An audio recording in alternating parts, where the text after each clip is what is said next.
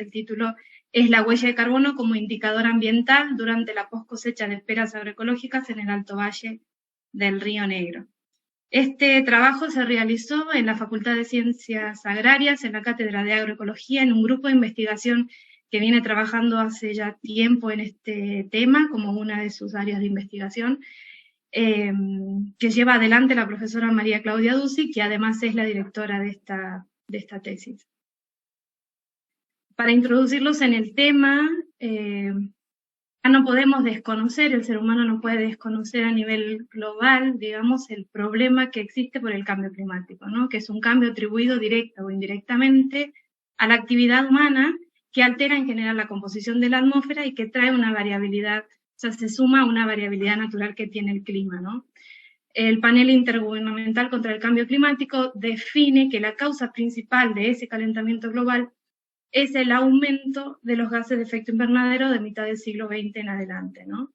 Y que como consecuencia trae un deterioro en el ambiente en el cual los seres humanos vivimos. Este deterioro en el ambiente produce fenómenos meteorológicos extremos, ¿no? Que tienen que ver con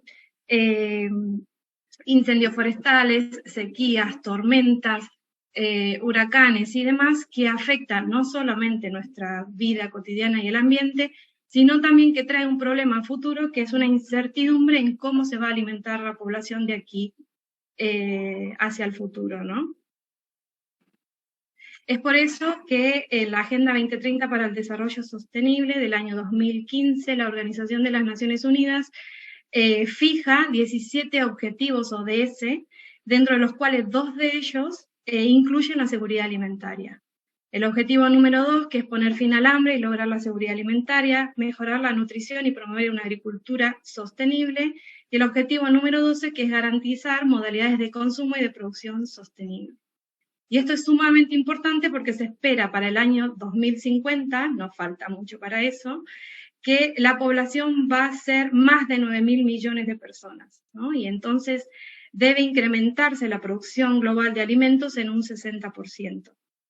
Y es aquí donde la agricultura tiene un gran desafío, ¿no? Porque no solo debe incrementar la producción, sino que debe realizar un uso eficaz de los recursos que le permita minimizar su impacto en el ambiente y asegurar que el sistema siga siendo sostenible y sustentable. Dentro de los principales gases de efecto invernadero que están fijados en el, digamos, en el protocolo de Kioto, que Argentina es parte del mismo, los 3 primeros, que son el dióxido de carbono, el metano y el óxido nitroso, son partes de los gases que produce el sistema agrícola, ¿no? En donde se inserta esta tesis. ¿Cuáles son los principales problemas de este gas? Pues 2 puntos. Uno es la persistencia de la molécula que tiene en la, digamos, en la atmósfera, que hace que tenga un nivel de vida medio variable y que por lo tanto tenga un mayor impacto en el ambiente. Y por otro lado, el potencial de calentamiento global en un horizonte de acá a 100 años. Entonces se estima para esos gases de efecto invernadero cuál es ese potencial de calentamiento global a 100 años, que tiene que ver con cómo esos gases absorben la radiación infrarroja emitida por la superficie terrestre, ¿no? Entonces, mientras mayor sea su potencial de calentamiento global, más dañino es hacia el ambiente. Y se utiliza como referencia para hablar de estos gases el dióxido de carbono equivalente, ¿no? Pues se equiparan, digamos, todos esos gases a una unidad que puede para poder compararlos. Y el dióxido de carbono tiene un potencial de calentamiento global igual a 1. ¿Cómo entonces podemos cuantificar estas emisiones de gas invernadero? A través de un indicador ambiental basado en el consumo, como es la huella de carbono, que no hace más que estimar las cantidades de GEI, medidas en dióxido de carbono equivalente, emitidos a la atmósfera de forma directa o indirecta por un individuo, una organización o un producto, como es lo que voy a determinar en esta tesis.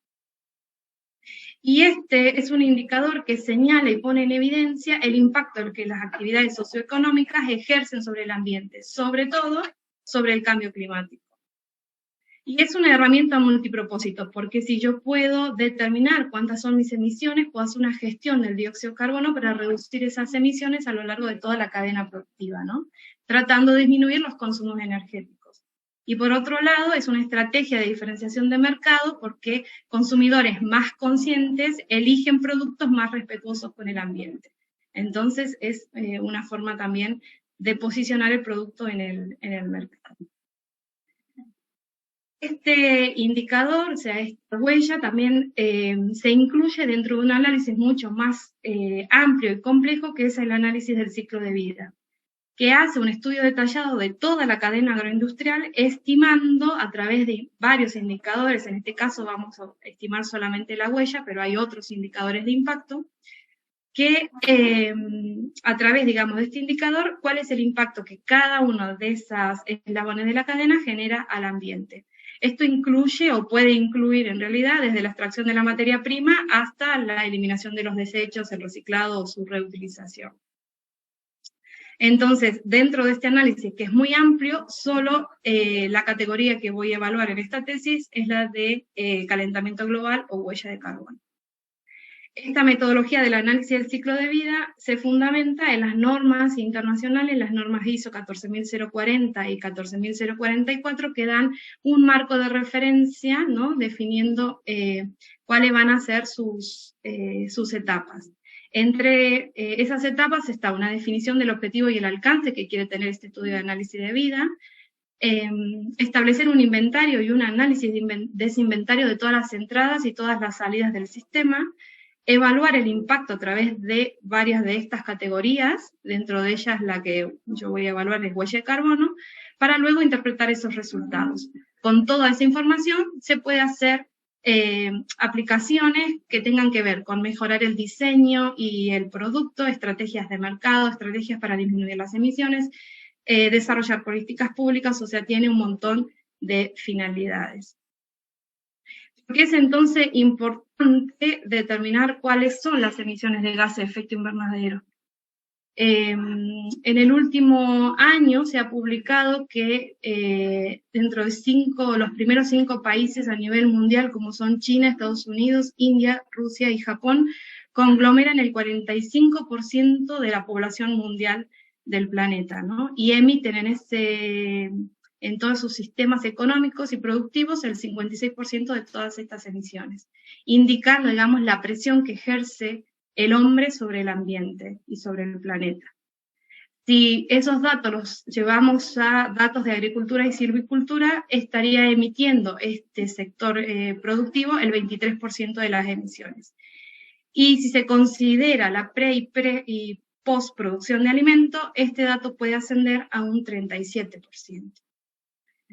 Si usamos esa misma lógica y nos posicionamos en Argentina para ver qué lugar ocupa, digamos, la agricultura en nuestro país, en el informe bienal de actualización que presentó la Argentina frente a la Comisión Marco de las Naciones Unidas contra el Cambio Climático en el año 2016, se emitieron 364,44 megatoneladas de dióxido de carbono equivalente, representando a nivel global el 0,7% de las emisiones.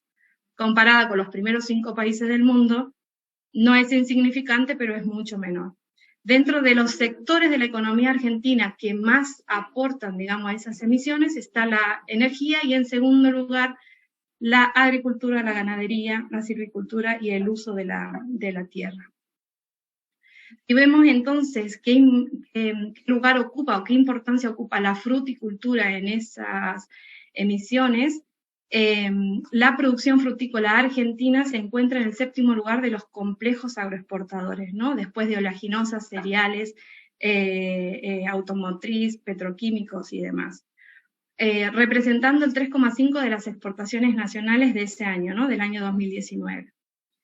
El complejo de las peras y las manzanas ocupa el 3er lugar después de la uva y del limón y representó ese año 359 millones de dólares. De esos dólares ingresados al país, el 67,4% es de peras frescas y el resto son manzanas frescas y productos industriales. Río Negro concentra de toda la producción de peras y manzanas del país, junto con Neuquén, el 90% de la superficie. Río Negro tiene 36.000 hectáreas en producción y Neuquén tiene 7.000.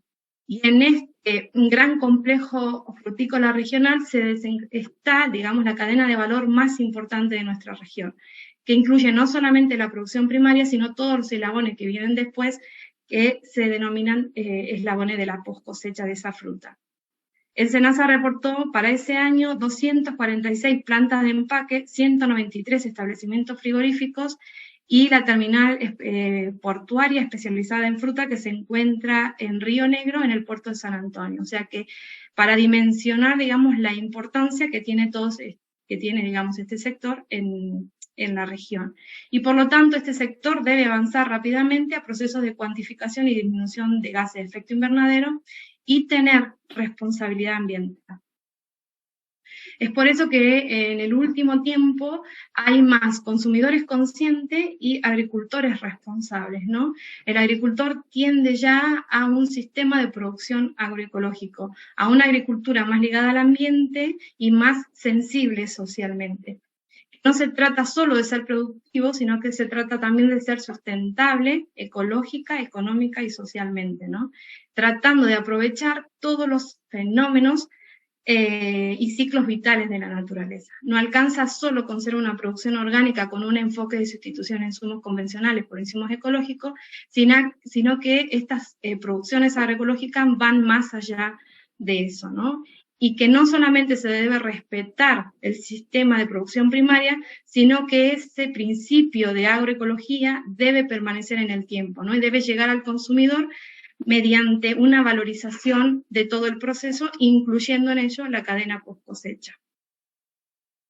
Es por eso que en esta tesis me propuse, digamos, si es posible determinar la huella de carbono producida durante la post cosecha de peras agroecológicas en el Alto Valle del Río Negro a lo largo de su ciclo de vida, y si a partir de ese dato se puede reducir, digamos, la huella de carbono, implementando estrategias para mitigar su impacto ambiental. Por lo tanto, el objetivo principal de esta investigación fue determinar la huella de carbono en la post cosecha de peras agroecológicas e identificar y proponer estrategias para mitigar ese impacto ambiental en el Alto Valle del Río Negro, teniendo presente cumplir varios objetivos específicos. Uno de ellos, elaborar el inventario del ciclo de vida para la etapa post cosecha de estas peras agroecológicas, realizar un análisis de ese ciclo de vida de distintas etapas que incluye el acondicionamiento, la conservación y el transporte en distintos escenarios de manejo de post cosecha, caracterizar y evaluar puntos críticos de mayor emisión de GEI en ese ciclo analizado y calcular, por lo tanto, la huella de carbono, pero estableciendo correlaciones con los factores de emisión. Para ello, como metodología de trabajo, se definió trabajar con una empresa ubicada en la ciudad de General Roca, y pueden ver, ¿no?, en la Patagonia extraandina. La ciudad de General Roca se encuentra dentro de la provincia de Río Negro, a la vera del río, ¿no?, del Río Negro, que confluye a través de dos ríos, el río Neuquén y el río Limay. En esta ciudad la empresa viene con una evolución de los sistemas productivos, pasando primero por un sistema de producción convencional, iniciada en el año 1966, y fue evolucionando hacia sistemas de producción agroecológicos. En el año 98 certifica producción orgánica, y a partir del año 2009 certifica producción biodinámica. Y con esta conciencia de responsabilidad, certifica también Global Gap, normativas BCR en empaque y normativas de responsabilidad social y de comercio justo. Lo que se hizo en una primera instancia en esta empresa fue un diagnóstico, ¿no?, un recorrido, un diagnóstico por las instalaciones para determinar cómo se organiza la empresa, cuáles son sus procesos y sus instalaciones, y en definitiva qué tipos de maquinarias, qué tecnologías, qué vehículos utiliza en su proceso productivo. Con todo este diagnóstico se determinó la unidad funcional y los límites que incluye el sistema que se va a analizar, y se definió como unidad funcional 1 kilogramo de pera fresca listas para ser consumida, basada en la reglamentación argentina para fruta fresca no cítrica, ¿no?, donde se establecen ahí las categorías de exportación y de mercado interno para esta fruta. El análisis del ciclo de vida fue un análisis con un enfoque de puerta a puerta, no incluyó toda la cadena, desde la cuna a la tumba, pero incluyó una parte que son todos los actores de la cadena post cosecha. Esto es el transporte de la materia prima, o sea, el transporte local, la post cosecha y el transporte a mayoristas tanto nacionales como internacionales. Y el año en el que se hizo esta investigación fue en la temporada 2018-2019. Dentro de estos tres grandes módulos de la post cosecha, de la cadena post cosecha, se modelaron distintas alternativas de manejo, que es la que en definitiva aplica la empresa para poder llegar a comercializar su producto. Se hizo un modelado de refrigeración inicial, un modelado de empaque y acondicionamiento con distintos escenarios de embalaje, otro modelado de la refrigeración de la fruta acondicionada y empacada, y por último, escenarios modelados de transporte, tanto nacionales como internacionales. En cuanto al manejo y a la descripción del sistema que se va a modelar, la empresa ese año procesó 5,5 toneladas de pera, que representa el 74% de toda la fruta que trabajó ese año. Las principales variedades fueron Pacanstriun, Williams y Berrianjou, que concentran en su totalidad casi el 80% de las variedades de peras trabajadas, ¿no? Hay dos modalidades que utiliza esta empresa para trabajar debido a al gran volumen de fruta que ingresa al establecimiento concentrado en 2 meses de cosecha, ¿no? Uno es la modalidad o el proceso de trabajo en caliente, que ni bien llega la fruta del empaque, de la producción primaria, o sea, de la chacra, pasa por el empaque. Esto es la alimentación, el enjuague, el secado, la clasificación, tamañado, embalado y romaneo. Esas serían las distintas etapas de la línea de empaque. Para luego distribuir esos envases en palet, para ser preenfriados, conservados en cámara frigorífica y enviados a puertos, a mercados nacionales como internacionales. Y por otro lado, debido al volumen de fruta que procesa, no puede pasar todo en un proceso en caliente, sino que guarda fruta en frío para ser procesada luego en postemporada. Esto es lo que se llama el proceso en frío, donde hay un preenfriado de beans y una conservación frigorífica de beans, se me pierde el mouse, ahí está, para luego pasar por el empaque y ir de vuelta a refrigeración y conservación frigorífica para el transporte a mayoristas. Estas dos modalidades de trabajo, esta empresa realizó el trabajo en caliente de fruta en un 57,43% y el trabajo en frío en un 35,71%. El resto de lo que ingresó, que fue a frigorífico, se envió a la industria directamente porque no pudo ser procesada. De la fruta embalada, ¿cuáles fueron los destinos principales? Estados Unidos con el 63,59% y Rusia con el 26,15%. El resto de esa fruta fue a mercado interno. Con todo este sistema ya establecido y con los flujos de los procesos, se empezó a hacer la recopilación de los datos y el inventario del ciclo de vida. ¿Qué se incluyeron? Se incluyeron los consumibles directos, electricidad, combustible, agua y materiales e insumos para todas las operaciones de la maquinaria, incluida el frigorífico, y también todo lo que tiene que ver con el tipo de transporte, capacidad de carga, distancia recorrida, gasto directo de operaciones, mantenimiento, combustibles y demás, de todo lo que es el transporte, ¿no? Se excluyó del análisis todo lo que tiene que ver con materias primas y energías utilizadas en la producción de la maquinaria, la infraestructura, el mantenimiento de las instalaciones edilicias y demás, porque la metodología estima que en un año de análisis es insignificante lo que puede aportar esto a la huella, ¿no? También se eliminaron todo lo que tiene que ver con la eliminación y disposición final de los materiales de envases y de palet cuando la fruta llega a los mercados internacionales. Y esto es porque está fuera del límite del sistema que analicé. El transporte de envases, embalajes y demás insumos que, digamos, abastecen a la planta de empaque no se pudieron contabilizar. Es una empresa que exporta a través de una agroexportadora y es muy difícil contabilizar la cantidad de materiales, los viajes y demás, entonces no se tuvo en cuenta en este análisis. El almacenamiento adicional, transporte y desperdicio de fruta que pueden ocurrir cuando las peras llegan a los mayoristas tampoco están dentro de los límites del sistema. Y los viajes de retroceso de los camiones, por ejemplo, que van hacia el puerto de San Antonio Este, ese viaje que se supone que el camión vuelve vacío, en realidad no es así, sino que en un sistema de logística ese camión debería venir trayendo, digamos, algún otro producto para que ese sistema de logística sea más eficiente. Entonces tampoco se consideraron los viajes de retroceso. Se hizo, siguiendo la metodología, una asignación de cargas. Esto es porque durante el proceso se tienen dos productos, ¿no? El producto principal, que es la pera fresca, y un coproducto que se lo llama descarte o fruta que va para la industria, y que no tienen características similares ni funcionalidades similares, y entonces la metodología especifica que hay que hacer una asignación de carga económica. El problema es que esta asignación no pudo ser realizada porque el precio que paga la industria o que pagó la industria ese año, es un dato aportado por el ingeniero del establecimiento, fue de $0,04 por kilo de fruta que va a industria. Entonces, en el proceso de asignación no pudo realizarse por ese bajo valor. Todas las emisiones y todos los consumos de energía se atribuyeron entonces a las cantidades totales de peras almacenadas y por lo tanto comercializadas por la empresa.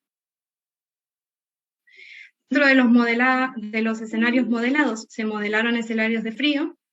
Ahí se puede ver 3 escenarios, un escenario de proceso en caliente y 2 escenarios de proceso en frío. Lo que diferencia a unos de otros es que el proceso en caliente no tiene la refrigeración inicial de fruta en beans, y los otros 2 escenarios sí tienen refrigeración de fruta en beans, pero cambian los tiempos en que ese beans o esa fruta pasa en las cámaras frigoríficas. En cuanto a los modelados de escenarios de envases y materiales de embalaje, se modelaron 4 envases: la caja estándar de 18 kilos, la caja sudafricana de 15, la caja plató de 7 kilos y la media caja o media mal 4 de 10 kilos, con todo, ¿no?, sus materiales accesorios. Y además se modeló, digamos, la cantidad de materiales que se necesita para la unidad de carga, que en este caso es el palé. Todos los materiales accesorios necesarios para mantener la estructura de esa unidad de carga.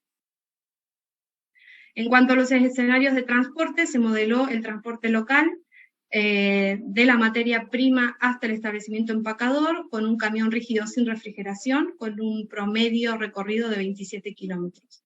También se modeló el traslado al mercado de la provincia de Buenos Aires por camión refrigerado, y por último se modeló los mercados internacionales a través del despacho por buque. O sea, esto es un camión refrigerado con contenedor, llega hasta el puerto de San Antonio en la provincia de Río Negro, y de ahí se carga en un buque hasta los mercados de destino, que en este caso fueron el mercado de Rusia, de San Petersburgo, y el mercado de Estados Unidos, que fue el mercado de Filadelfia. Aquí están los 2 buques modelados, que fueron los buques que utilizó la empresa ese año, Philippa y Ice Ranger, para ir a Estados Unidos, ¿no? Una vez tenido el inventario, ¿no?, y el dato de la actividad, de cada una de las actividades expresada, por ejemplo, en kilowatt por hora por kilo, se multiplica por el factor de emisión y se divide por la unidad funcional establecida, para determinar la huella de todo el sistema, ¿no? Los factores de emisión que se utilizaron para el packing fueron datos obtenidos de la bibliografía, de bases de datos como AGO, como del panel intergubernamental, y bases de datos de Ecoinvent. Para el transporte se utilizaron los datos sugeridos por el Ministerio de Medio Ambiente, Alimentación y Asuntos Rurales del Reino Unido, del DEFRA, y base de datos de Ecoinvent. Y para la electricidad se utilizó el factor de emisión nacional que publica la Secretaría de Energía de la Nación Argentina. Ya pasando a los resultados obtenidos de la investigación, como primera instancia lo que se determinó fue el inventario del ciclo de vida, ¿no? Cuáles son cada uno de esos insumos para cada escenario evaluado durante toda la post cosecha. Si se puede ver en esta tabla, para todos los procesos unitarios de recepción y manejo de beans y palé, frigorífico de refrigeración inicial, acondicionamiento y empaque, y frigorífico de refrigeración de fruta acondicionada y empacada, se obtuvieron para cada uno de los consumos directos los valores por kilo de fruta, ¿no? Para dar, digamos, un valor promedio del aporte que tuvo cada escenario, vamos a empezar evaluando el consumo directo, que fue la electricidad, ¿no? ¿De dónde salen estos valores? Salen de determinar para cada una de las operaciones unitarias la tecnología que fue utilizada, tanto en el prefrío y la conservación de palés, como en el prefrío y la conservación de vines. Estos kilowatt hora por unidad funcional tuvieron que ser, o sea, los tuve que calcular, tuve que determinar las cargas térmicas para cada una de estas tecnologías, cuyos resultados me dieron que el prefrío de palet es el que más consumo energético tiene de energía eléctrica, ¿no? En kilowatt hora por unidad funcional, y esto es porque tiene que preenfriar fruta ya embalada con materiales accesorios, ¿no? Envases, palet, cartón, bolsas y demás. Y se necesita gran potencia frigorífica para ello. En segundo lugar, quienes más consumo de energía eléctrica presentaron fueron los prefríos de vins, con la misma lógica, ¿no? O sea, se necesita gran potencia frigorífica para poder enfriar o preenfriar esa fruta en 48 horas y bajarlo a temperatura de 25 grados promedio que viene del campo a 1 grado en la pulpa de la fruta, ¿no? Evaluamos los consumos eléctricos de la línea de empaque.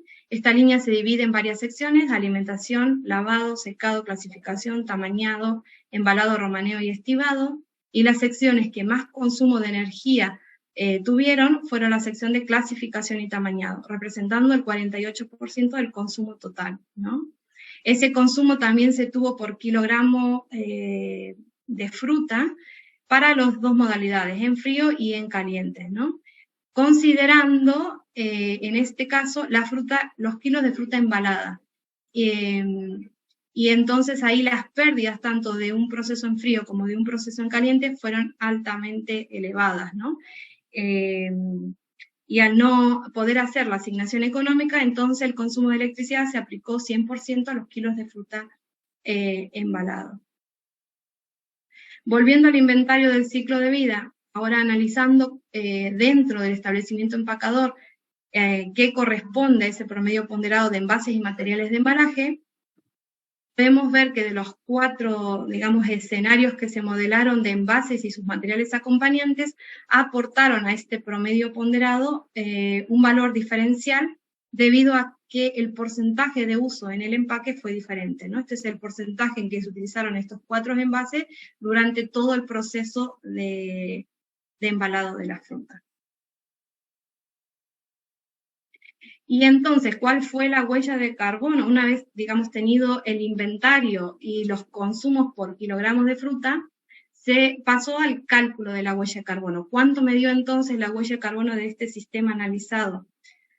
En total me representó 534,98 gramos de dióxido de carbono equivalente, ¿no? En este límite del sistema que yo evalué.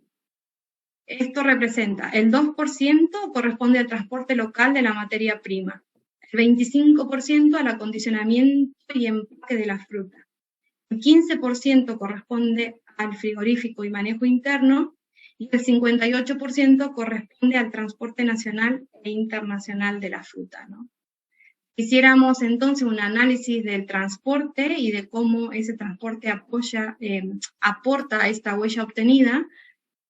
Se puede ver que de los escenarios modelados, ¿no? El transporte hacia Rusia fue el que más emisiones de dióxido de carbono, el que más emisiones de gases de efecto invernadero produjeron. Le sigue en importancia el transporte a Estados Unidos y en menor proporción, por ejemplo, el camión rígido que va desde la chacra hasta el empaque transportando la materia prima. Pero de vuelta, el dato obtenido es el promedio ponderado de todos los escenarios evaluados en función de cómo la empresa comercializó la fruta ese año, ¿no? O sea, de los porcentajes de comercialización. Y ahora evaluamos lo que tiene que ver con la etapa post cosecha propiamente dicha, el acondicionamiento del empaque, el frigorífico y el manejo interno. Podemos ver que de todos los insumos evaluados, en primer lugar, el que más aportó a esa huella fue los materiales, ¿no? El envase y el embalaje. Acá está la huella obtenida para cada envase y el porcentaje con que se usó cada uno de esos envases en el empaque, ¿no? Y entonces acá se tiene un dato promedio. Lo importante de resaltar de acá es que a medida que el envase tiene más cantidad de materiales por kilo de fruta, más alta será su huella con una alta correlación, ¿no? O sea que esto está sumamente relacionado. Mientras más materiales utilice en un envase y mientras menos kilos tenga ese envase, pues la huella será mayor. En segundo lugar está la electricidad como el que más aporta a esta huella de carbono obtenida, con el 40,11%. ¿Y de qué va a depender esto? De si aporta más o menos, va a depender del tiempo de conservación en cámara frigorífica, ¿no? El escenario 3 fue el que más aportó a la huella, porque es el que más tiempo de conservación en cámara frigorífica tiene, ¿no? Entonces, esto también es directo. Mientras más tiempo de conservación en frío yo tenga, pues más emisiones de gases de efecto invernadero voy a emitir en el proceso. Ahora bien, ¿cómo estamos con estos resultados que yo obtuve en función de los resultados publicados a nivel nacional e internacional, ¿no? En función de los datos y los resultados que pude encontrar? Si hablamos del transporte a mayorista que representó, no alcanzo a verlo ahí, pero el 58% de las emisiones de gases de efecto invernadero, para poder compararnos hay que calcularlo por kilómetro recorrido, ¿no? Entonces, el transporte terrestre al mercado de Buenos Aires por kilómetro recorrido emitió 0,13 gramos de dióxido de carbono. El transporte al puerto de San Petersburgo, 0,029, y el transporte al puerto de Filadelfia, 0,026. Digamos, de estos datos, solamente comparando con el transporte terrestre, ya se ve una diferencia, ¿no?, entre que el transporte marítimo es mucho más eficiente por kilómetro recorrido. Después hay que ver en el balance general cuántos kilómetros se recorren, ¿no? Si comparo este dato con datos de Chile, que es un competidor directo a nosotros, ellos trasladaron manzanas chilenas desde San Antonio al puerto de Filadelfia en Estados Unidos y en ese proceso emitieron 0,030 gramos de dióxido de carbono por unidad funcional por kilómetro. O sea que estamos todavía por debajo de las emisiones de ese país. Si después evaluamos en sí los medios de transporte, se puede ver que el barco, dentro de todos los medios de transporte posibles para fruta, es el que menos emisiones de GEI produce por kilómetro recorrido, ¿no?, comparado con, por ejemplo, el ferrocarril o el avión. Si pensamos en que esta es una empresa exportadora que se ubica en la Patagonia Argentina y cuyos mercados internacionales están en el hemisferio norte, el recorrido que tiene que hacer ese barco pues, es, digamos, bastante significativo. Pero comparado con nuestros competidores directos como Chile, Sudáfrica y Nueva Zelanda, digamos, estamos en la misma condición. Debemos exportar al otro hemisferio en contraestación. Entonces, los kilómetros, aquí hay que hacer una estrategia para diferenciar el producto, ¿no?, en el mercado. Evaluamos el aporte del 40% que tuvo la fase de empaque y frigorífico, o sea, la post cosecha.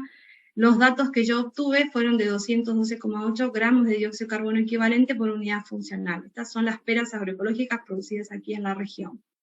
Hay datos por encima de este valor para la misma etapa, datos obtenidos en Chile y en Italia, que superan ampliamente el valor que yo obtuve. Y hay otros datos por debajo, como los de Canadá, Italia, España y Nueva Zelanda, que están muy por debajo del dato de post cosecha, ¿no?, que yo obtuve.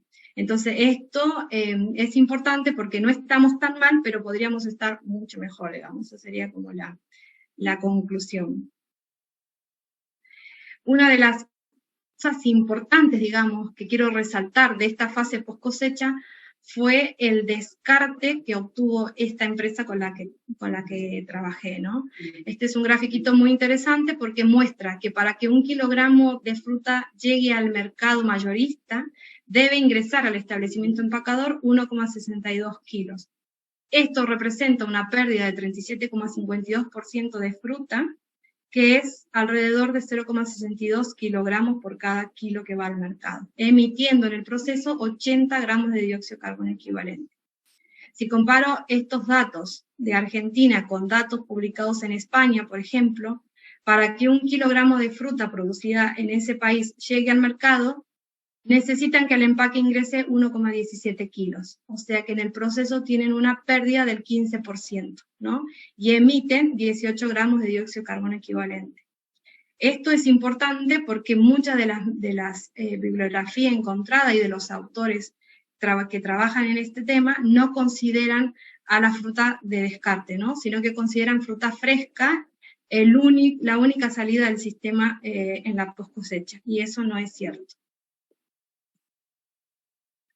Si ahora comparamos el primer insumo más importante en emisiones de esta fase, que fueron los envases y materiales de empaque, en esta huella representó el 59,61% de las emisiones. Comparada con datos de publicaciones en Italia, por ejemplo, para ellos representó el 71,5% para Longo en el año 17, y para Boschero representó el 44% de las emisiones. Independientemente de los valores de cuánto emitió y cuál fue su huella, es importante resaltar que siguen siendo valores altos, ¿no? O sea, sumamente dependiente de este insumo. Y aquí les quise mostrar que mientras el envase tenga más materiales por kilo de fruta, o sea, mientras el envase sea más chico, con menos cantidad de kilos, las emisiones van a ser mayor. Y esto también Esto también se pudo visualizar en el trabajo que se realizó en Italia, que ellos compararon varios envases de 5 kilos, de 20 y de 300 kilos, y fue el bins plástico de 300 kilos el que menos emisiones tuvo en el proceso, ¿no? Entonces, es importante tener presente esto al momento de proponer estrategias para disminuir el impacto. El segundo insumo con mayor participación en esta fase de post cosecha fue la energía eléctrica, que representó el 40,11% de las emisiones, ¿no? Comparo con la energía eléctrica utilizada en otro país, como por ejemplo Italia, a ellos les representó el 50,56% de las emisiones de esa etapa, ¿no? Entonces, sigue siendo altamente dependiente de este insumo, ¿no? Este sistema, y por lo tanto, altas emisiones. Y ahora hago una comparación con el transporte local, que fue la primera fase, digamos, aquí está, del transporte de la materia prima hasta el establecimiento empacador. Por kilómetro recorrido se emitieron 0,33 gramos de dióxido de carbono por unidad funcional. Si bien el aporte a la huella fue bajo, ¿no? Sí hay que pensar que por kilómetro recorrido fue el menos eficiente, es el que más emisiones produjo. Comparado también con la bibliografía disponible, o sea, con las publicaciones disponibles sobre este tema, hay unos datos de Italia, que para ellos representa esta fase, el 0,21 gramos de dióxido de carbono equivalente por unidad funcional por kilómetro, o sea, por debajo del dato obtenido en esta investigación. Y otro dato interesante es el del Escano en la cadena de transporte del limón, que ellos en esta etapa determinaron 0,19 gramos de dióxido de carbono por unidad funcional por kilómetro, ¿no? También está muy por debajo de los datos de esta investigación. También quiero resaltar, digamos, la importancia de incluir en esta determinación de huella de carbono todos los eslabones de la cadena. Años anteriores, una colega que también forma parte del grupo de investigación en el que desarrollé la tesis, determinó la huella de carbono de producción agroecológica de manzanas, ¿no? Aquí en la región.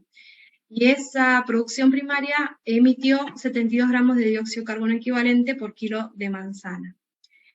Si ese dato yo lo comparo con el que acabo de presentarles, que es la post cosecha, ¿no? Vemos que la post cosecha tiene un aporte mucho más elevado hacia la huella de carbono de toda la cadena agroindustrial, ¿no? Aportando en este caso 534,98 gramos de dióxido de carbono equivalente. Si bien es otra fruta, se trata de manzana y en mi caso de pera, son frutas que pertenecen a la misma familia y que tienen manejos post cosechas similares. Entonces, es importante incluir todos los eslabones de la cadena para poder definir la huella total, ¿no? Y mientras más emisiones se produzcan, pues mayor será el impacto de la cadena productiva. Dentro de la fuente de variabilidad que hacen que esta huella, digamos, pueda variar a lo largo de los años, hay varios aspectos a tener en cuenta. Uno es la variabilidad de los productos frescos, ¿no? Al tratarse de productos frescos y al tratarse de distintos tiempos de almacenamiento, distintos envases y distintos porcentajes de fruta destinada a la industria, la variabilidad que puede aportar a la huella es grande, ya sea para sobreestimarla o subestimarla, ¿no? La variabilidad que tiene el rendimiento de la materia prima, o sea, la producción primaria en la chacra, ya que está sujeta a condiciones variables, ¿no? Del ciclo productivo.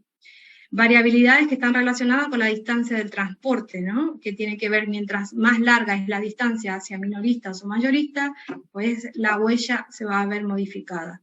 Y variabilidades que tienen que ver con el factor de emisión, con cómo se elige ese factor de emisión, ya que hay pocos datos regionales de factores de emisiones propios de Argentina, ¿no? El único factor de emisión propio que utilicé fue el de la electricidad. El resto fueron todos digamos, de bibliografía internacional. Entonces, con estos datos, ¿cuáles son las acciones concretas que se le puede proponer a la empresa para reducir su huella y por lo tanto mejorar su sustentabilidad, ¿no?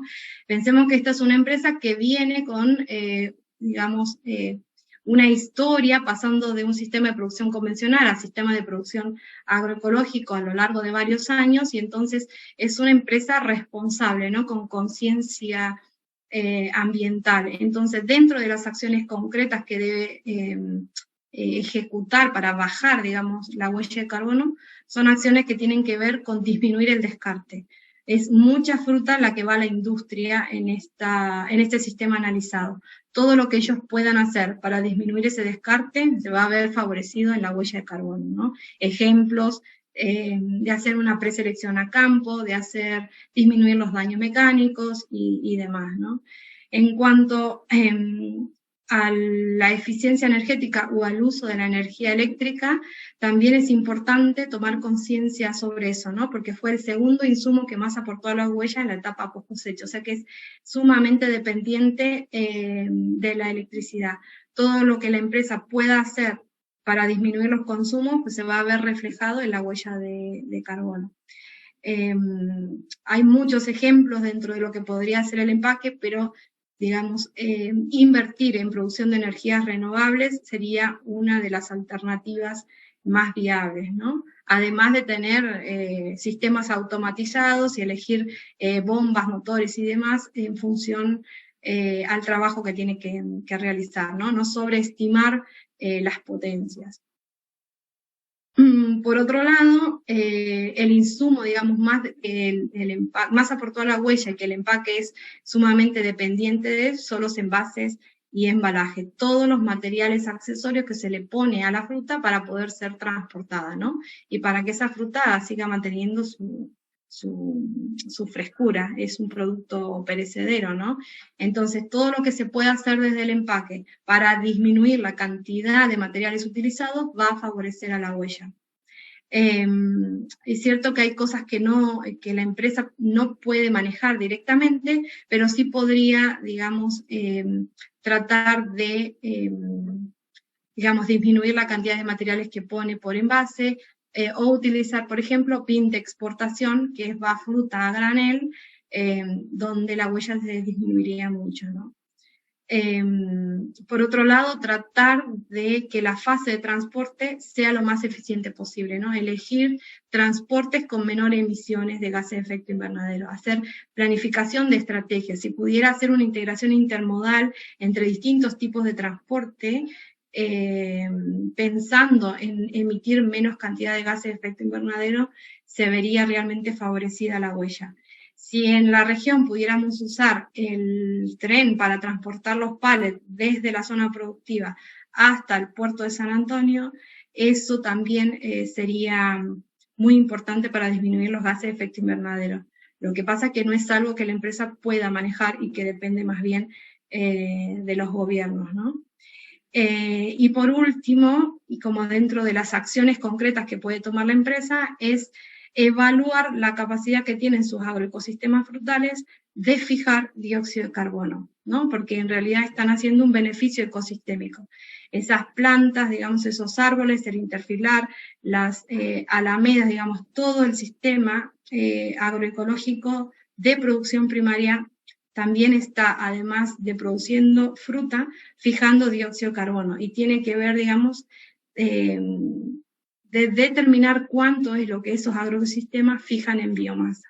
Y ese sería un dato muy importante para mostrar, ¿no? O sea, para hacer visible que no solamente están produciendo fruta, respetando el ambiente, sino que además están generando un beneficio ecosistémico. Y como conclusiones finales del trabajo, la huella de carbono que se obtuvo en esta investigación durante la post-cosecha de peras agroecológicas fue para el año 2019 de 534,98 gramos de dióxido de carbono por unidad funcional. Lo que más aportó a esta huella fue el transporte, los materiales para el acondicionamiento y embalaje y el uso de la electricidad, como los mayores impulsores de los GEIS y por lo tanto los que mayores impactos generaron al ambiente. Estos datos aportados por esta investigación son los que brindan los primeros antecedentes regionales en emisión de dióxido de carbono y sobre todo en emisión de dióxido de carbono en la post cosecha en el Alto Valle del Río Negro. Y este estudio también demuestra que la mayoría de los impactos van más allá de la tranquera de la unidad productiva, lo que resulta en cargas ambientales que no se tienen en cuenta si el análisis del ciclo de vida se detiene en la tranquera de la chacra, ¿no?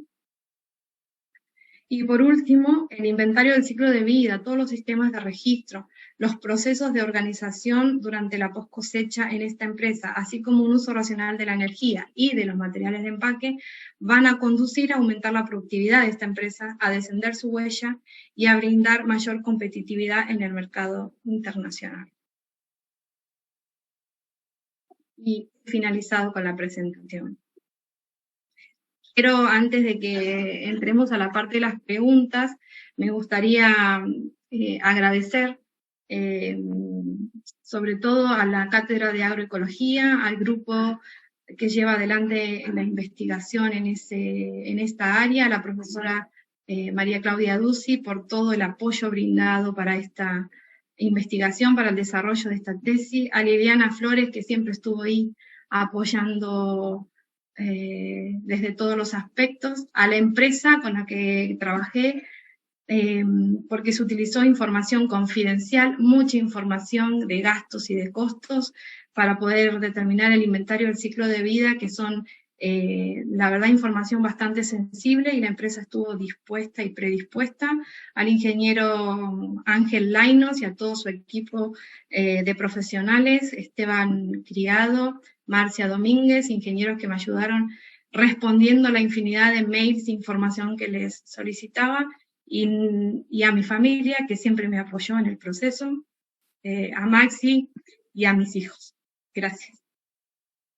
Bien. Bien. Bueno, comenzamos, una vez expuesto, comenzamos con las preguntas de los jurados.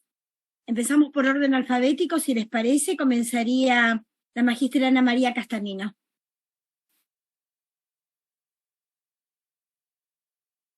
Está silenciada. Ahí está. Bueno, primero que nada, felicitar a Jessica. Realmente es un trabajo muy interesante, que, digamos, pone luz sobre un aspecto y sobre un eslabón que normalmente no es tenido en cuenta lo suficientemente cuando se consideran cadenas agroalimentarias frutícolas u hortícolas. De mi parte, Jessica, los cambios que se le sugirieron, los tomó, los consideró, así que bueno, de mi parte está todo muy bien.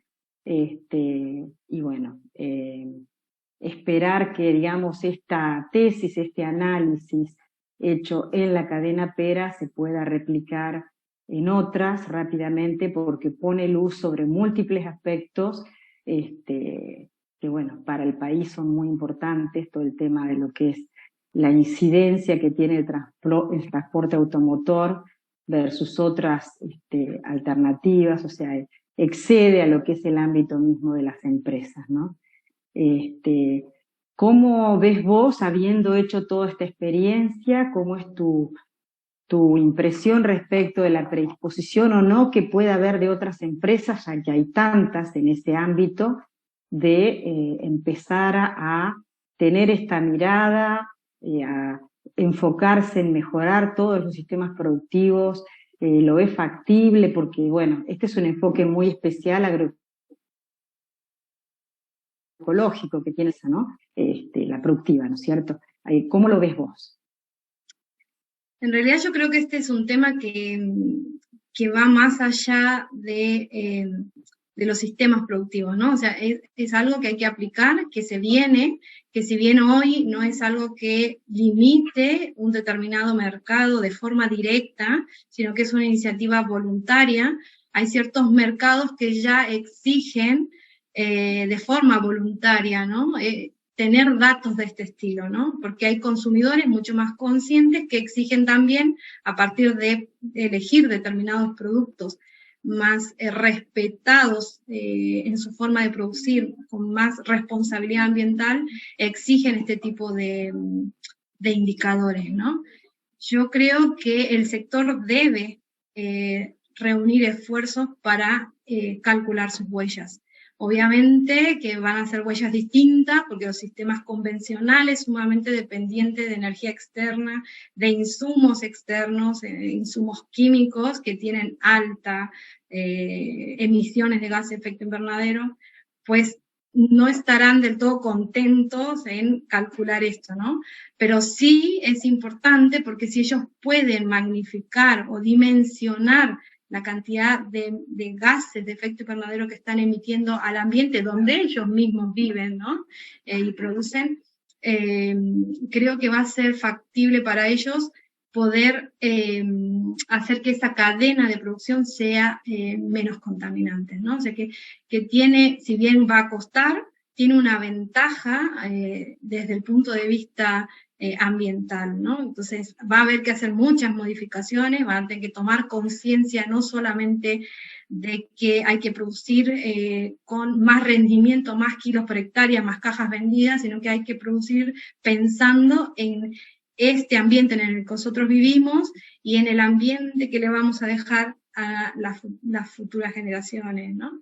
Entonces, yo creo que va a costar, que si es una iniciativa voluntaria y si algunos mercados ya lo empiezan a exigir, se va a empezar a calcular y bueno, no debiera haber mayores inconvenientes, ¿no? Ojalá no sea necesario que porque se exige se haga, ¿no? Bueno, es que eso pasa muchas veces. Claro. ¿Cómo tienen previsto dar visibilidad a este trabajo? ¿Van a hacer algún tipo de publicación, además de la tesis? ¿Van a seguir avanzando, analizando otros casos de la misma cadena Pera o de otras cadenas regionales agroecológicas?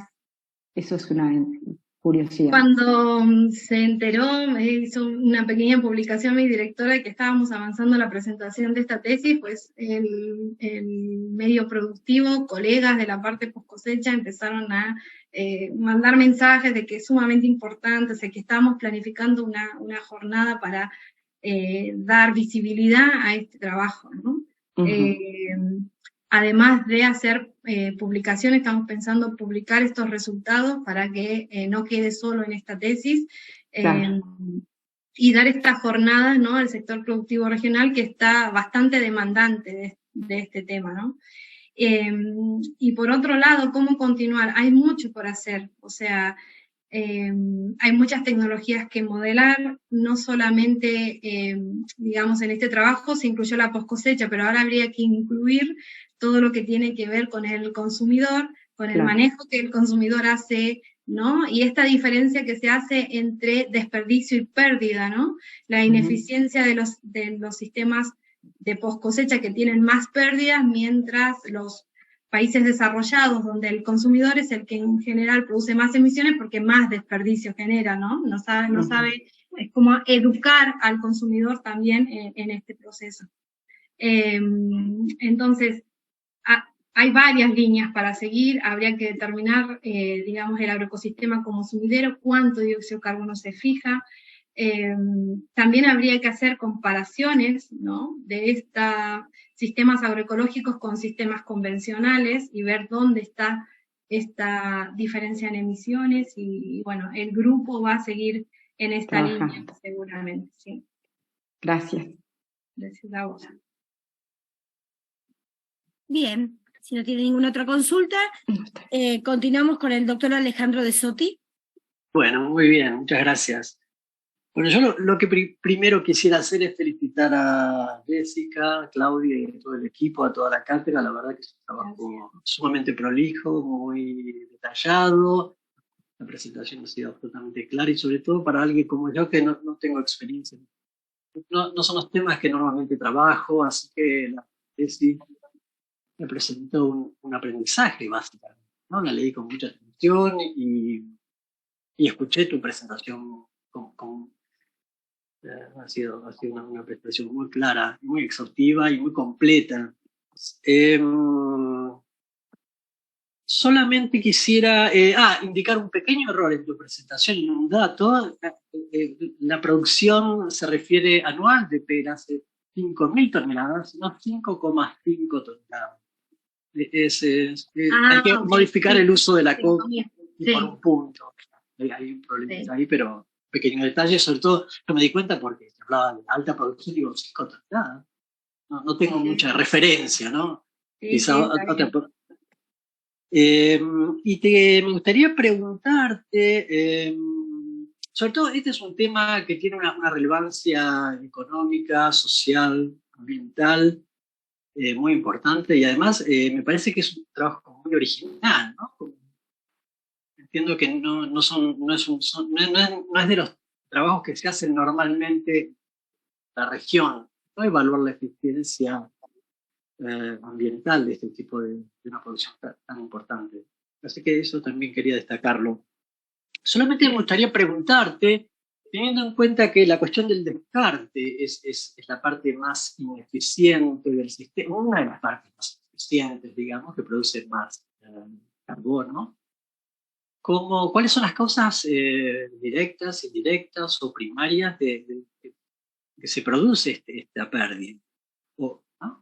¿A qué se debe el alto nivel de descarte que hay? Si tiene que ver con cuestiones técnicas o biológicas o climatológicas o qué, digamos. Bueno, tiene que ver en principio con varios puntos. Uno de los más importantes es que al tratarse de una producción agroecológica, la cantidad de tecnología o el input de energía que se utiliza para conservar esta fruta es bajo, ¿no? O sea, no se utilizan, por ejemplo, fungicidas para mantener la conservación en cámaras frigoríficas. En producción primaria tampoco hay aplicaciones de agroquímicos, por ejemplo, para controlar el carpocapsa, que es una de las plagas principales que más afecta a la región. Entonces, todo eso hace que al tener un enfoque más agroecológico, hace que ya partamos de una base distinta, ¿no? O sea, hay la no utilización de productos de síntesis que en general en la post cosecha se utilizan un montón, ¿no? Para prolongar la vida post cosecha de esta fruta. Eso por un lado, digamos, en las cámaras frigoríficas, en un establecimiento convencional, en la gran mayoría, antes de guardarla en cámara frigorífica, aplican fungicidas, por ejemplo, ¿no? Y este sistema de producción agroecológico y orgánico no lo realiza. Entonces los tiempos de conservación son muy cortos, o sea, esta es una empresa que en 6 meses ya no tiene más fruta en su establecimiento, comparada con otras empresas que tardan, que casi ves que dan el ciclo completo, ¿no? La vuelta completa, y hay manzanas y peras todavía en diciembre y enero,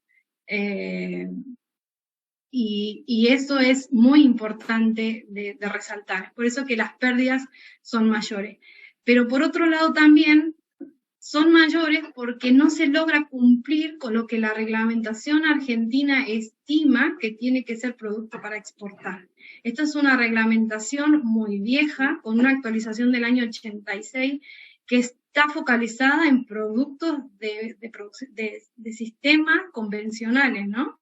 O sea, no está focalizado en esto, en que hay que cambiar la mirada, en que la fruta no tiene que ser perfecta, del tamaño perfecto, ni de la forma perfecta, y que puede tener una manchita y que no le va a pasar nada si se comercializa, ¿no? Entonces, todas esas cosas hacen que el empaque tenga que descartar esa fruta porque no puede entrar dentro de los parámetros que exige la reglamentación para exportar. Y esas son como, si bien hay también aspectos de manejo, ¿no? Que hacen el volumen de fruta que ingresa y entonces hay que preenfriarlo y hay que trabajarlo, que hace también a un porcentaje de descarte por manejo, por golpe, por no hacer una cosecha escalonada o dirigida, ¿no? Pero yo creo que esos son como los principales puntos. Muchas gracias. Gracias a vos. Bien, gracias, doctor De Sotti. La magistra Alejandra Karina Yomi. Bueno, antes que nada, felicitarte, Jessica, la verdad que fue un trabajo muy bueno, la exposición excelente, un trabajo complejo, muy interesante. Ya mis antecesores creo que algunas preguntitas me las han hecho ellos. A mí también me llamaba mucho la atención el tema de descarte y creo que es de preocupación. Más esto que vos traes del tema de la legislación, creo que eso también estaría bueno trabajarlo, porque bueno, evidentemente que hay que hacer algún cambio ahí. Yo tenía como pregunta respecto a los descartes, si hay factibilidad de reducir esos descartes, si hay, por ejemplo, bioinsumos que se pueden a lo mejor, o se están evaluando, y qué mejoras o qué cosas propondrías para reducir esos descartes en la actividad, o sea, tanto sea en la producción como en el empaque. Sí, ahí hay que hacer digamos, se aplican insumos o bioinsumos en la producción primaria con esto, ¿no? Tendientes a tratar de mantener los niveles de carpocapsa y demás, porque es un grave problema, digamos, la carpocapsa en nuestra región, entonces hay mercados donde exigen carpocapsa cero, digamos, ¿no? Y para llegar a eso hay que hacer aplicaciones impensadas de productos. Si bien este sistema de producción primaria hace aplicaciones de bioinsumos, hacen sus propios preparados, ¿no? Biodinámicos y demás para mantener los niveles de este patógeno, de este insecto en el ambiente. Desde la post cosecha, digamos, desde lo que el límite del sistema del que yo evalué, lo que se podría hacer es una cosecha dirigida. O sea, lo que pasó es que mucha fruta ya entró al establecimiento y nunca pudo empacarse. O sea, que estuvo en el frigorífico y que no alcanzó a entrar a la línea de empaque porque no cumplió con las condiciones mínimas ni de firmeza, digamos, para poder ser procesada. Y ese es un punto clave, ¿no? O sea, ahí hay manejo interno que habría que revisar. Por otro lado, es una cosecha dirigida, ¿no? O sea, ya hacer una preclasificación a campo, que los bienes que van a llegar al empaque sean de fruta que realmente tenga la condición para ser comercializada, ¿no? Y que toda esa fruta vaya a la industria derecho, sin pasar por frigorífico, línea de empaque, consumiendo energía, ¿no? Sobre todo energía eléctrica, que hace aumentar también la huella. Y todo lo que pueda hacer el empaque de manejo interno, o sea, cosechar, ingresar la fruta ese mismo día en el establecimiento, evitar los golpes, preenfriar lo más rápido posible, y si la empresa pudiera, pues invertir en tecnologías más eficientes desde ese punto de vista de la refrigeración, porque muchas veces el punto está ahí, ¿no? En que se ingresa tanta fruta que no se alcanza a preenfriar para luego ir a una cámara de conservación, ¿no? Entonces, estos serían como los puntos claves que podría, digamos, manejar la empresa para disminuir el descarte. Pero sí es cierto que va a tener un descarte alto, porque no está, digamos, pudiendo cumplir con esa reglamentación que es demasiado estricta, ¿no? Y eso es uno de los puntos clave que los ingenieros del establecimiento te dicen, bueno, mira, es una fruta buena, es una fruta que podría, pero no la puedo comercializar en el mercado externo porque no cumple con los parámetros, ¿no? Entonces, bueno, también eso, cambiar un poco la mentalidad de lo que tenemos los ingenieros que trabajamos en esto, de qué es una fruta de calidad. Claro.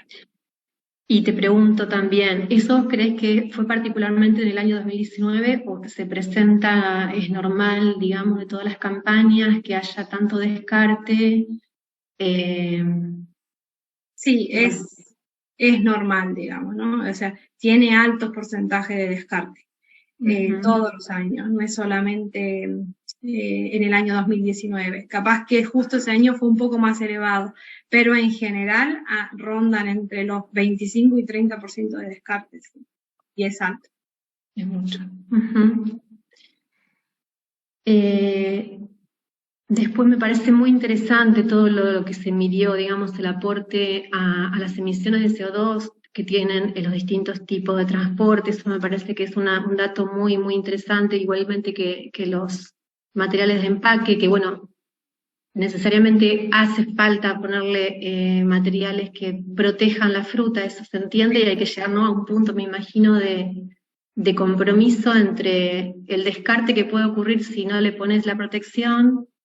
Y bueno, por eso, ¿vos qué te parece, cuál es el tipo de material o de empaque más adecuado para poder tener un balance entre calidad, que llegue con calidad a la fruta, y que haya emisiones lo menos posible, digamos? Yo creo que envases más grandes, ¿no? O sea, envases de más kilos de fruta. Si bien la pera en sí es una fruta que necesita muchos materiales acompañantes, porque necesita bolsa, porque sufre mucho la deshidratación, necesita bandejas para disponerse en la caja, ¿no? Y demás, mientras más grande sea el envase, menor va a ser el impacto de esos materiales, ¿no? Eso por un lado.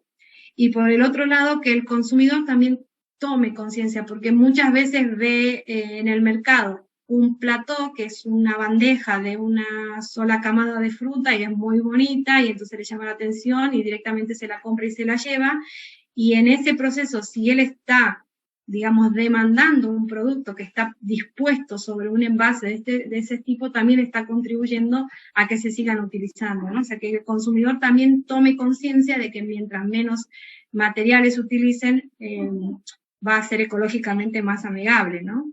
Y si se pudieran utilizar vines de exportación, ¿no?, que a granel de fruta ya pasada por la línea de empaque, clasificada y llevada a los mercados internacionales en beans, y allá se haga la distribución, ¿no?, de la fruta, sería mucho más eficiente en cuanto a emisiones de gases de efecto invernadero. Y respecto a eso último, ¿cómo ves que la empresa, cómo ve eso respecto de perder la identidad del producto, la competitividad, digamos, si eso lo han charlado? ¿Cómo ves ese tipo de...? No lo charlamos, porque además yo en esta tesis no lo modelé, porque no es una alternativa que ellos utilicen para comercializar su fruta, ¿no? Porque además tienen una marca, un posicionamiento en el mercado, digamos, ¿no? El envase también es un vendedor silencioso, se dice así, porque posiciona la marca y el producto. Pero no se modeló en esta investigación porque no se utiliza, digamos, no es un envase que se utiliza.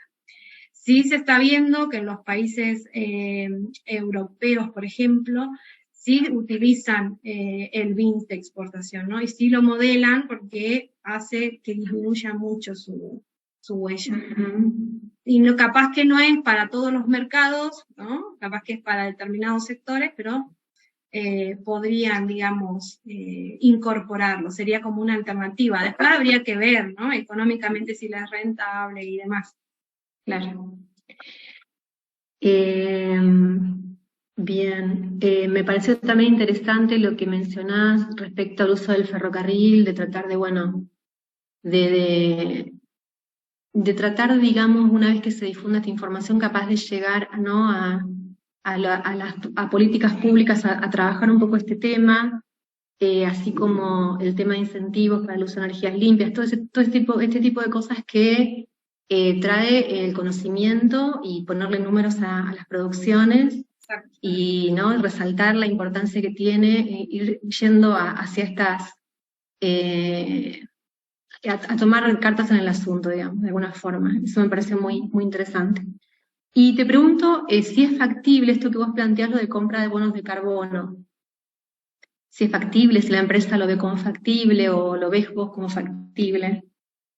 Sí, digamos, yo creo que no es la solución al problema, ¿no? O sea, la solución al problema es que ellos emitan menos en el proceso, ¿no? Tomando más conciencia.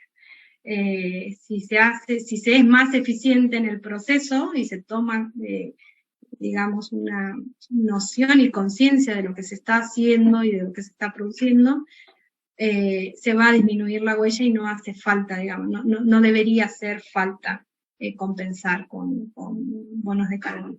Yo creo que el punto clave ahí está en el beneficio ecosistémico que genera la producción primaria, ¿no? Esa, no es solamente árboles que producen peras, sino son árboles que además de eso también están fijando dióxido de carbono. No solamente el árbol, sino las pasturas del interfilar, las alamedas y demás, digamos, buenezas o plantas que haya en ese sistema. Mientras más diversidad tenga ese ambiente, mayor podrá ser la fijación de dióxido, ¿no? No va a alcanzar esa fijación para compensar todas las emisiones, porque la cadena post cosecha emite mucho, mucho, ¿no? Habría que tener un dato, habría que calcularlo para saber cuánto es lo que el sistema estaría fijando. Pero toda actividad que se haga produce un impacto de emisión y no vamos a poder llegar a balance cero, ¿no? Pero tendríamos que ver de emitir menos y que esas emisiones sean de gases que tengan menos efecto en el calentamiento global, ¿no? Perfecto. Bueno, felicitarte nuevamente a vos, a tu directora y a toda la cátedra, y bueno, por mí ya suficiente. Muchas gracias. Bien, muchas gracias. ¿Puede agregar algo la directora de la tesis, si lo desea?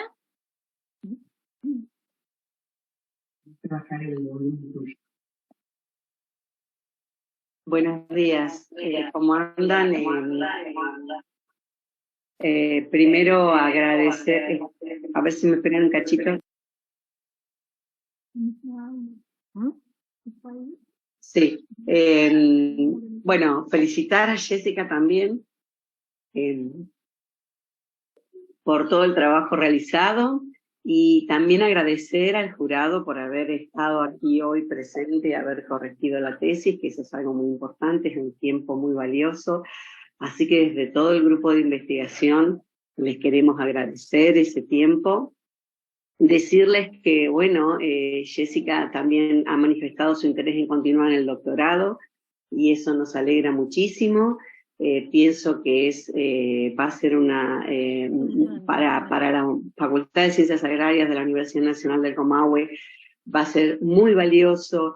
Ella como docente y tiene el futuro, ¿no?, académico aquí en nuestra facultad, y eso también nos alegra muchísimo de poder ver que la gente se forma. Y en cuanto, también quiero agregar que esta tesis pasó por el momento de pandemia y eso también dificultó mucho el contacto con la empresa. Estos datos, muchos de esos datos son confidenciales y sin embargo podemos tener este diálogo con la región muy cercano, que nos permite también estar cercanas a la realidad. Pensamos que la agroecología es el camino y vamos a seguir trabajando en este aspecto y a su vez también de paso los queremos invitar. Estamos organizando el encuentro patagónico de agroecología y agricultura biodinámica que se va a hacer en abril y vamos a organizar unas jornadas. El impacto de la tesis de Jessie fue muy grande a nivel territorio y pensamos publicarlas. No pudimos estar presentes en el Simposio Internacional de las Peras que se hizo en Sudáfrica ahora en enero, porque parte de estos resultados son confidenciales hasta la presentación, ¿no?, de la tesis, pero ese es el camino y bueno, sumando voluntades, acompañando el proceso de agroecología y por un ambiente mejor en nuestro territorio y bueno, en definitiva en nuestro país. Así que muchas gracias, Jessica, por este compromiso. Gracias, la magíster María Claudia Duzzi. El director de la maestría, doctor Pedro Temporetti. Bueno, cortito, primero felicitar a Jessica y a Claudia por el trabajo que han hecho. La verdad que muy bueno, la exposición fue muy clara, sobre todo para mí que del tema no entiendo mucho, así que muy agradecido por eso. En segundo lugar, agradecer, obviamente, como mencionaba Claudia, a los 3 jurados, a Ana, Alejandra y Alejandro, por el trabajo de evaluar esta tesis y bueno, el tiempo que lleva, todos sabemos lo que lleva evaluar una tesis, las idas, las vueltas, las correcciones y demás, y eso se valora mucho, sobre todo en la maestría, que nos cuesta muchísimo conseguir jurados y jurados específicos en las distintas temáticas que los tesistas abordan. En ese sentido, bueno, muchas gracias. Y también agradecer, como siempre lo hago en esta instancia, a Angélica, a Romina y a Silvina, que desde atrás, digamos, de la maestría nos acompañan y nos ayudan a que todos los estudiantes puedan cumplir con todo este proceso y llegar a esta etapa final y culminarla con la presentación de la tesis, así que gracias por el trabajo que hacen. Y una pequeña aclaración o digamos, aporte a una pregunta que hizo Ana, referida a cómo Jessica iba a transmitir o iba a llevar todos estos resultados obtenidos en su tesis hacia los productores. Desde la maestría les quería comentar que ya es la tercera tesis que se aborda la temática de la huella de carbono en distintas tesis, digamos, ¿no? Ya llevamos 3. Y desde la maestría estamos trabajando y espero que lo podamos concretar antes de fin de año, una publicación que compile todas las tesis que se han venido defendiendo hasta ahora, que por suerte son bastantes, y específicamente en la temática de huella de carbono, la idea era compilar al menos estas primeras 3 tesis que tenemos, para lo cual vamos a invitar, en este caso a Jessica y a los otros 2 autores de las tesis, a que aporten material desde sus tesis para generar esta publicación, que no solo serviría para trasladar estos conocimientos y estos resultados obtenidos a los distintos productores y organismos que trabajan con ellos, sino también es de mucha utilidad para la maestría como generador de este tipo de trabajo. Así que bueno, quería aclarar eso. Y bueno, felicitarla a Jessica por haber culminado esta etapa. Nada más. Bien, bueno, muchísimas gracias. Ahora sí, el jurado pasa a deliberar, vamos a ir a otra sala, y una vez que terminen con el dictamen, pasamos de nuevo a leerlo.